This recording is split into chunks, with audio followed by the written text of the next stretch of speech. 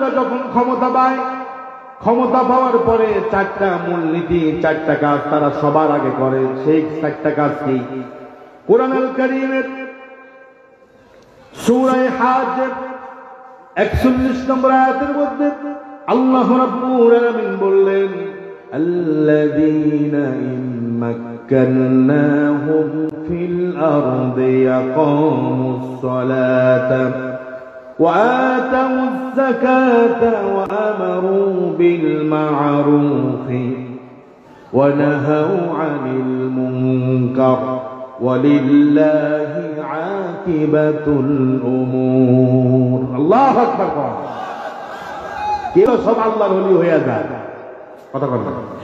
রাতের বেলা দরজা খুলে ঘুমিয়ে যায়, নো টেনশন, কোনো টেনশন নাই, কারণ সূরগুলো তখন তাহাজ্জুদ নামাজ পড়ে, ঠিক না? একটা মাস কোরআন মানার কারণে, কোরআন পড়ার কারণে, কোরআনের আয়াতগুলো দিয়ে তারা হওয়ার কারণে, বেশি বেশি কোরআন তেলাওয়াতের কারণে গোটা এক মাস আল্লাহ রাব্বুল আলামিন রহমত দিয়ে পুরা বিশ্বটাকে শান্তিময় বানায়া দেয়, ঠিক কিনা? এই যে আপনারা আমার সামনে বসে আছেন, কোনো আওয়াজ নাই, কথা নাই, কোরআন শুনতেছেন, এটা হলো কোরআনের মুআজিজা, ঠিক কিনা? কোরআন আছে যেখানে শান্তি আছে সেখানে, কোরআন নাই যেখানে শান্তি নাই সেখানে। আমি বলি, একবার আপনারা কোরআনের শাসন দেখেন, কোরআনের আইনগুলো বাস্তবায়ন করে দেখেন।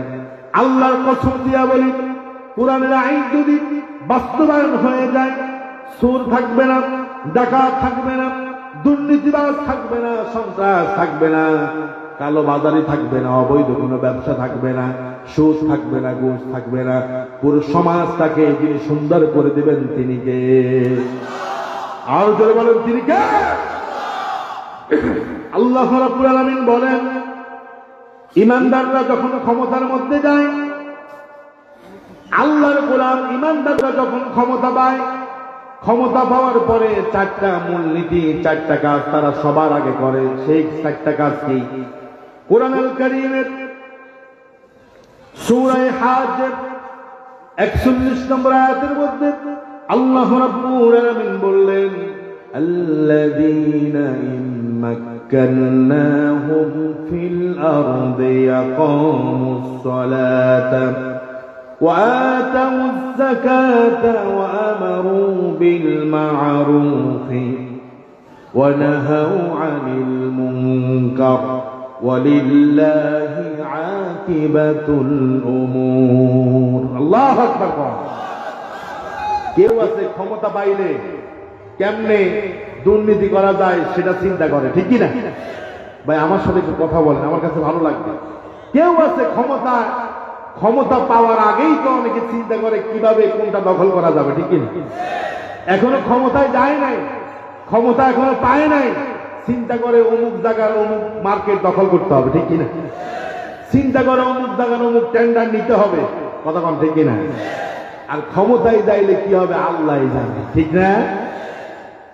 আর আল্লাহ রাব্বুল আলামিন বলেন, ঈমানদাররা যখন ক্ষমতায় যাবে, ঈমানদাররা যখন রাষ্ট্রীয় পাওয়ারে যাবে, ক্ষমতার মধ্যে যাবে, তারা টেন্ডারবাজি করবে না, চাঁদাবাজি করবে না, দখলদারিত্ব করবে না, আধিপত্য থাকবে না, বরং ঈমানদাররা ক্ষমতায় গিয়ে প্রথমে যে কাজ করবে, আকামুস সালাহ, তারা এক নম্বরে সমাজের মধ্যে, রাষ্ট্রের মধ্যে নামাজটাকে কায়েম করবে, ঠিক কিনা? ঈমানদারদের প্রথম কর্মসূচি হবে নামাজ কায়েম করবে। নামাজ যদি সমাজের মধ্যে কায়েম হয়ে যায়, সমস্ত অপরাধগুলো নিঃশেষ হয়ে যাবে। নামাজ আছে যেখানে, শান্তি আছে সেখানে, ঠিক কিনা? জোরে বলেন, ঠিক কিনা?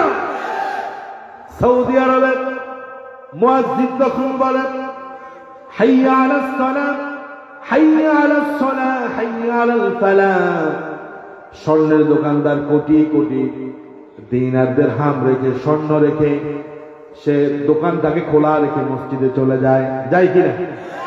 আরো জোরে বলেন, যায় না?